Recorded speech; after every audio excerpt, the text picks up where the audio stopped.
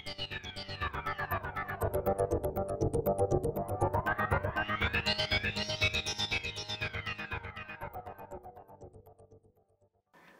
দর্শক, আসসালামু আলাইকুম। প্রতিদিনের সংবাদের নিয়মিত আয়োজন স্বাস্থ্য কথা। স্বাস্থ্য কথায় আজকের বিষয় ব্যথা নিরাময় অস্টিওপ্যাথি। আজকে আমাদের স্টুডিওতে উপস্থিত আছেন ডক্টর ইউসুফ আবদুল্লাহ। উনি দীর্ঘদিন এই অস্টিওপ্যাথি নিয়ে কাজ করছেন আমেরিকাতে। এখন উনি বাংলাদেশে এসেছেন। ব্যথা নিরাময় অস্টিওপ্যাথি চিকিৎসা সেবা আপনি দিয়ে থাকেন। আমেরিকায় এই সেবাটা খুবই জনপ্রিয়। তো বাংলাদেশে আসলে আপনি এটা নতুনভাবে পরিচিত করছেন। আসলে এই চিকিৎসা সেবাটা আসলে কি, এবং ব্যথা নিরাময় এই চিকিৎসা সেবা আসলে কি ব্যথা নিরাময় হয়? ধন্যবাদ। আসলে প্রথমে যেটা বোঝা দরকার সেটা হচ্ছে অস্টিওপ্যাথি কি। সো অস্টিও শব্দের অর্থ হচ্ছে হাড়। তবে হাড় মানে শুধু হাড্ডিই না, হাড় দিয়ে শুরু। যেমন একটা বিল্ডিং এ যেরকম পিলার থাকে এবং পিলারের পর তারপর ইট সিমেন্ট থাকে, প্লাম্বিং লাইন থাকে, ইলেকট্রিক লাইন থাকে, একইভাবে আমাদের শরীরের যে কঙ্কাল আমাদের শরীরের ভেতরে রয়েছে সেটা হাড় দিয়ে তৈরি এবং তার সাথে মাংসপেশি, রক্ত চলাচল, ব্রেইন থেকে স্পাইনাল কর্ড হয়ে যে নার্ভাস সিস্টেম এবং আপনার রোগ প্রতিরোধ ক্ষমতা যে ইমিউন সিস্টেম, এই সবগুলোর সমন্বয় আসলে অস্টিওপ্যাথিক সিস্টেমটা।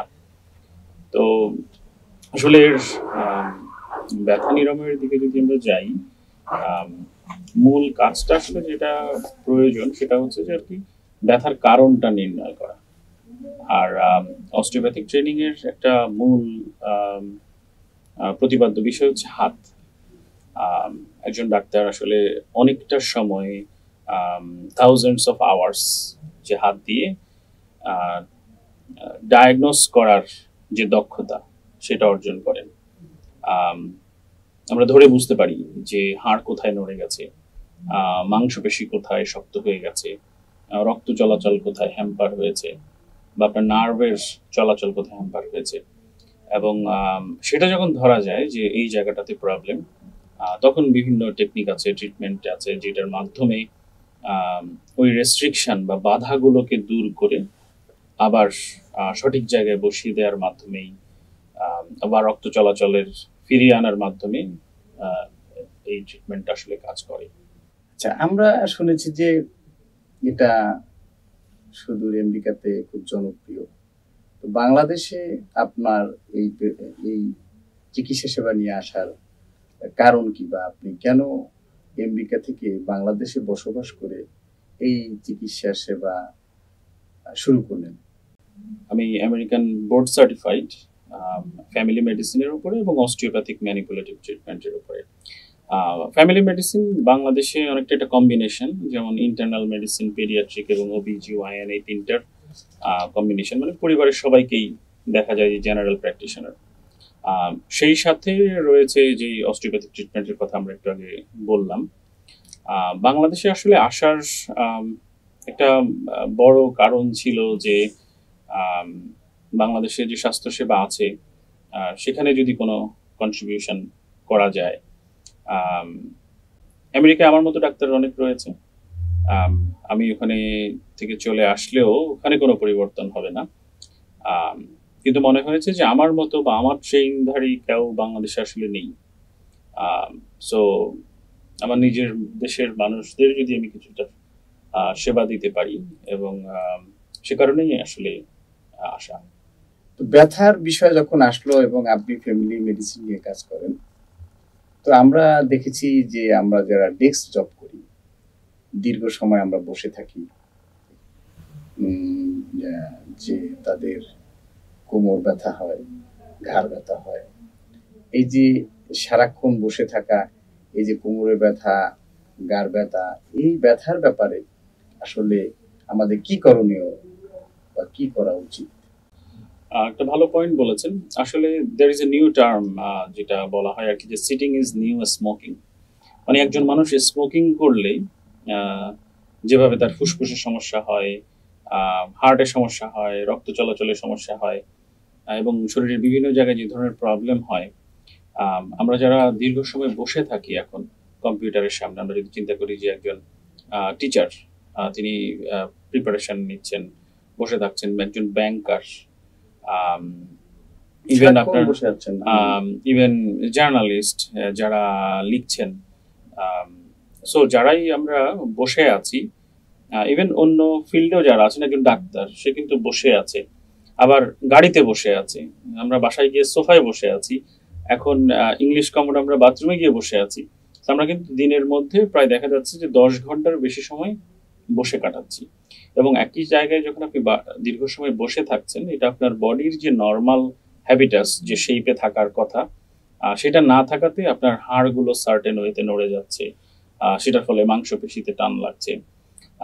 ইভেন ঘাড়ের কথা যদি আপনি চিন্তা করেন, যে আমরা কি করি, আমরা সোজা হয়ে বসেছি, যখন আমি ফোন ব্যবহার করছি, আমরা যখন সবাই ফোন ব্যবহার করি, ফোন খুব ইম্পর্টেন্ট কিছু হলে আমরা কিন্তু আরো এগিয়ে যাচ্ছি, ঘাড়টাকে সামনের দিকে চলে যাচ্ছে। তো যেটা হচ্ছে যে ঘাড়ের মাথাটার ওজন বহন করার একটা ক্ষমতা আছে, ধরেন 5 কেজি ওজন বহন করছে। কিন্তু যখনই আপনি 1 ডিগ্রি, এই 1 ইঞ্চি সামনে চলে যাচ্ছেন, 2 ইঞ্চি সামনে চলে যাচ্ছেন, প্রতি ইঞ্চিতে প্রায় দেখা যাচ্ছে যে আপনার ওজন ডাবল হয়ে যাচ্ছে। আপনি যদি ফোন এভাবে করে ব্যবহার করেন, তো দেখা যাচ্ছে আপনি 5 কেজির জায়গায় 15 কেজি ওজন বহন করছেন। তো স্বাভাবিকভাবে আপনার হাত ক্যারি করতে পারে 5 কেজি, আপনি যদি 15 কেজি সারাদিন ব্যবহার করতে থাকেন, তাহলে কি হবে, হাতে ব্যথা হবে, হাতের ক্যাপাসিটি পার হয়ে যাবে। সো সেই জিনিসটা আমাদের ঘাড়ে হয়, এবং যারা ডেস্ক জব করেন তাদের একটা সিগনিফিকেন্ট অংশ ঘাড়ে ব্যথায় ভোগেন। এবং আমরা যখন চেক করে দেখি, দেখা যায় যে ঘাড়ের যে হাড় আছে, বিশেষ করে C71 এরিয়াতে 1 ইঞ্চি মতো এগিয়ে গেছে বা নড়ে গেছে, এবং ওইটাকে কম্পেনসেট বা ওইটাকে সাপোর্ট করার জন্য আশেপাশের মাংসপেশিগুলো ওভারওয়ার্ক করতে শুরু করে, যেগুলো শক্ত হয়ে যায়। সো এই জন্যে আর কি, মানে সচেতনতাটা খুব প্রয়োজন। এটার একটা কুইক সলিউশন আছে, যে 20-20-20 রুল, মানে প্রতি 20 মিনিট পর আপনি 20 ফিট দূরে 20 সেকেন্ড তাকিয়ে থাকবেন, তাহলে যেতে হবে আপনার ঘাড়টা একটু রেস্ট হওয়ার সুযোগ পাবে। আচ্ছা আচ্ছা।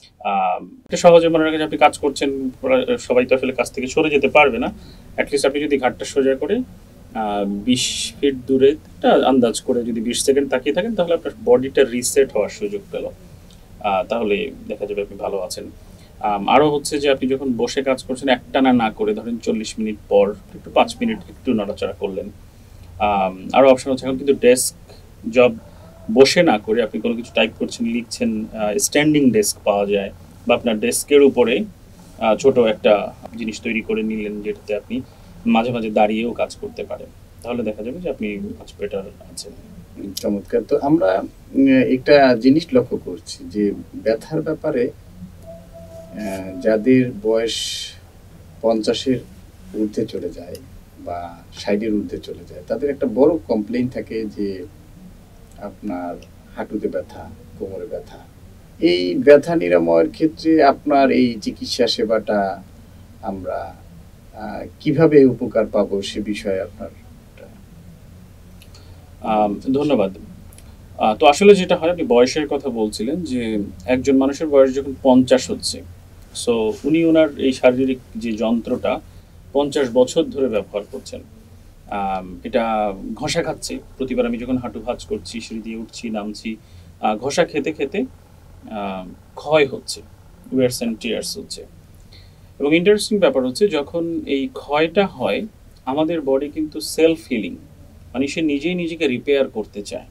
যেমন কেটে গেলে কি হয়, 3-4 দিন পরে চামড়াটা জোড়া লেগে যায়। অনেক সময় কেটে যখন গভীর হয়, আমরা তো ডাক্তারের কাছে গেলাম, ডাক্তার চামড়া দুটো কাছাকাছি এনে সেলাই করে দিলেন, 8 দিন পরে উনি সেলাই খুলে নিলেন, ডাক্তার হয়তো ক্রেডিটটা নিচ্ছেন, কিন্তু আসলে হিলিংটা ওই চামড়াটা জোড়া লাগিয়েছে কিন্তু আপনার শরীর।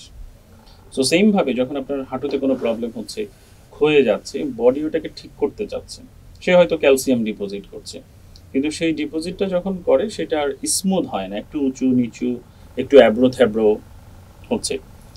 এবং আপনি যখন এরপরে হাঁটতে যাচ্ছেন, যখন ঘষা লাগছে, ওখানে একটু ব্যথা করছে, যেহেতু ওখানে নার্ভ এন্ডিং আছে, তো যখন ব্যথা করছে, আপনি ওই জায়গাটা ব্যবহার আরও কমিয়ে দিচ্ছেন।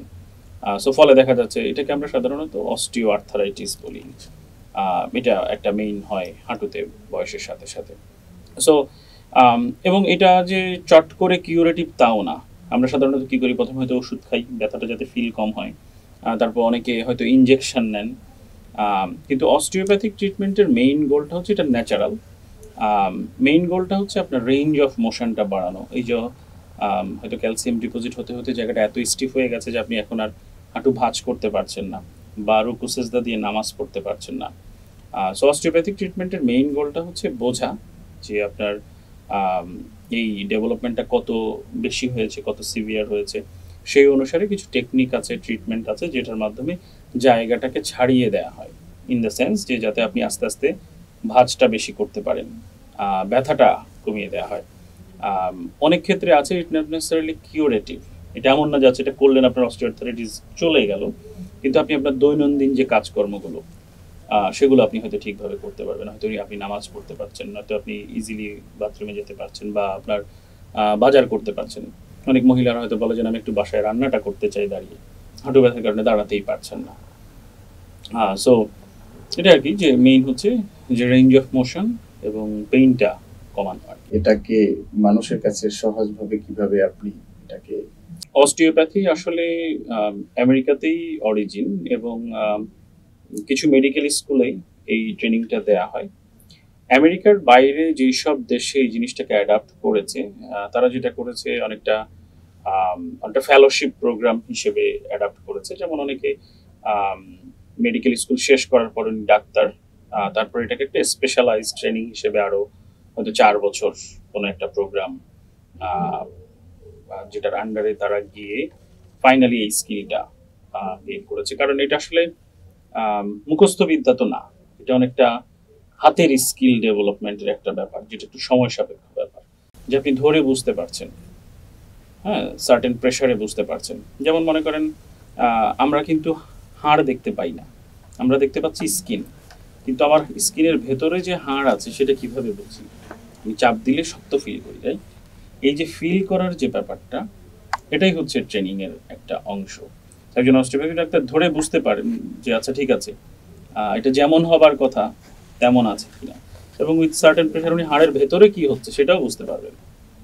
এটা একটা স্কিল সেট, এটা একটা হ্যাঁ, এক সাইডে যেরকম অ্যানাটমিক্যাল নলেজ অনেক প্রয়োজন, তারপর হচ্ছে হ্যান্ডস অন ট্রেনিং খুব প্রয়োজন। এবং এটার সুযোগ যদি সেভাবে হয়, এখানে যদি অনেক ইন্টারেস্ট তৈরি হয়, যারা এই নতুন ডাক্তাররা এই ফিল্ডটাতে স্পেশালাইজড করতে চান, তখন ধীরে ধীরে সেই প্রোগ্রামগুলো হয়তো হবে। এটা একটা সময় সাপেক্ষ এবং প্ল্যান্ড ওয়েতে হয়তো এগোতে আচ্ছা আচ্ছা। একটা বিষয় হচ্ছে যে আমাদের দেশে ফিজিওথেরাপি একটা পরিচিতি নাম, আমাদের পাড়া মহল্লায় গলিতে অলিতে মানে সব জায়গায় ফিজিওথেরাপি সেন্টার আছে এবং কিছু মানুষ এখান থেকে উপকার পায়। তা আপনার কথা থেকে আমাদের কাছে মনে হলো যে অস্টিওপ্যাথি এবং ফিজিওথেরাপি কাছাকাছি কি, বা এটার সাথে এটার কোনো সংযুক্ত আছে? আসলে ফিজিওথেরাপি এবং osteopathic medicine two different field. Physiotherapist ওনারা থেরাপিস্ট, আর অস্টিওপ্যাথিক ফিজিশিয়ান যারা ওনারা ডাক্তার। আবার কিছু কিছু পৃথিবীর কিছু কিছু জায়গায় আছে কিছু অস্টিওপ্যাথ পাওয়া যায় যারা ডাক্তার না, কিন্তু এই স্কিলটা তারা ডেভেলপ করেছেন বা ট্রেনিং নিয়েছেন। তবে ফিজিওথেরাপির সাথে মেইন পার্থক্য হচ্ছে ফিজিওথেরাপি হচ্ছে রিহ্যাবিলিটেশন। ধরেন একজন অ্যাথলিট ইনজুর্ড হয়েছে, তার হয়তো সার্জারি হয়েছে, সার্জারির পর তাকে আবার কিভাবে ট্রেনিংয়ের মাধ্যমে পুনরায় খেলার পর্যায়ে নিয়ে যাওয়া যায়। আমরা হয়তো আমাদের যে বর্তমান এমপি মাশরাফি, যিনি ক্রিকেটের ক্যাপ্টেন ছিলেন, তার কথা বলতে পারি, যে ওনার 7বার সার্জারি হয়েছিল। তাহলে উনি ভালো জানেন যে ফিজিওথেরাপির মাধ্যমে কিভাবে সেই সার্জারি করার পরেও সে আবার মাঠে খেলায় ফিরে যেতে পেরেছিলেন। সো এটা হচ্ছে একজন দক্ষ ফিজিওথেরাপিস্টের কাজ। তবে মেইন পার্থক্যটা হচ্ছে যে ফিজিওথেরাপি কিছুটা এক্সারসাইজ বেসড আছে, বিভিন্ন মেশিন ব্যবহার করে এবং রিহ্যাবিলিটেশনের মাধ্যমে ওনাকে সুস্থ করে তোলে। অস্টিওপ্যাথিটা হচ্ছে একটু ব্রডার সেন্স, যে হয়তো আপনি ব্যথা কমিয়ে দিলেন, রেঞ্জ অফ মোশনটা ঠিক করে দিলেন, তারপর আপনার যে স্ট্রেংথ বাড়ানোর যে কাজ, সেটা ফিজিওথেরাপি করতে পারে। এটা অনেক ক্ষেত্রে পরিপূরক হিসাবে কাজ করা সম্ভব, বাট এটা দুটো দুটো ডিফারেন্ট ফিল্ড, দুটোর রোল আলাদা। একটা আরেকটা রিপ্লেসমেন্ট না। আপনারা একটি প্রতিষ্ঠান তৈরি করেছেন, নিজস্ব একটি প্রতিষ্ঠান আপনারা প্রতিষ্ঠাতা করেছেন, ব্যাক ইন মোশন। এটা American health and wellness centre. তো এই যে আপনাদের এই প্রতিষ্ঠানে আপনাদের মূল ফোকাসটা কি? ভবিষ্যৎ পরিকল্পনা কিছুটা ব্যাপকই বলা যাবে। বর্তমানে আমরা যে সার্ভিস দেই, আমরা দুজন ওখানে সেবা দিয়ে থাকি। আমি যেহেতু ফ্যামিলি মেডিসিনের ডাক্তার, আমি যে কোনো পেশেন্টকেই দেখতে পারি জেনারেল চেক আপের জন্যে। আরেকটা হচ্ছে যে ব্যথা রিলেটেড যেসব পেশেন্ট আমাদের কাছে আসেন, আমরা প্রথম তাদেরকে ইভালুয়েট করি, মানে আমরা বোঝার চেষ্টা করি তার হিস্টোরির মাধ্যমে এবং ফিজিক্যাল ধরে নাড়িয়ে আমরা বুঝতে পারি যে কোন সমস্যা হয়েছে, এবং তারপর আমরা সিদ্ধান্ত নিই তার কি অস্টিওপ্যাথিক চিকিৎসা প্রয়োজন নাকি ফিজিওথেরাপি প্রয়োজন, বা দুটোই কারো কারো ক্ষেত্রে প্রয়োজন। অনেকের আছে হয়তো অস্টিওপ্যাথি ট্রিটমেন্ট প্রয়োজন, তার ব্যথাটা কমে গেল, তার শারীরিক অবস্থাটা সঠিক জায়গায় আসলো, এরপরে সে ফিজিওথেরাপির মাধ্যমে শক্তি গেইন করছে। তো আমাদের ওখানে যেই ফিজিওথেরাপি যিনি আছেন ডক্টর তাজিয়া সর্দার, উনি হচ্ছেন doctorate in physical therapy America থেকে। আমার জানা মতে বাংলাদেশে ডক্টরেট প্রোগ্রাম ফিজিওথেরাপির উপরে নেই, ব্যাচেলর আছে, কিছু মাস্টার্স আছে। তো উনি ওই ফিল্ডে একজন এক্সপার্ট। আর সেই সাথে আমরা কিছু জনহিতকর কাজ করার চেষ্টা করি। কিছু ফ্রি মেডিকেল ক্যাম্প আমরা দেশের বিভিন্ন জায়গায় সোফার করেছি, এবং আসলে খুব সারপ্রাইজ যে এটার নিডটা সারা দেশব্যাপী। ধন্যবাদ আপনাকে আমাদের স্টুডিওতে এসে আমাদের চমৎকার আপনার বিভিন্ন তথ্যপত্র আমাদেরকে দিলেন। প্রিয় দর্শক, এই ছিল আমাদের স্বাস্থ্য বিষয়ক অনুষ্ঠান ব্যথা নিরাময়ে অস্টিওপ্যাথি। আপনারা ভালো থাকবেন, সুস্থ থাকবেন, নিজের দিকে খেয়াল রাখবেন। ধন্যবাদ।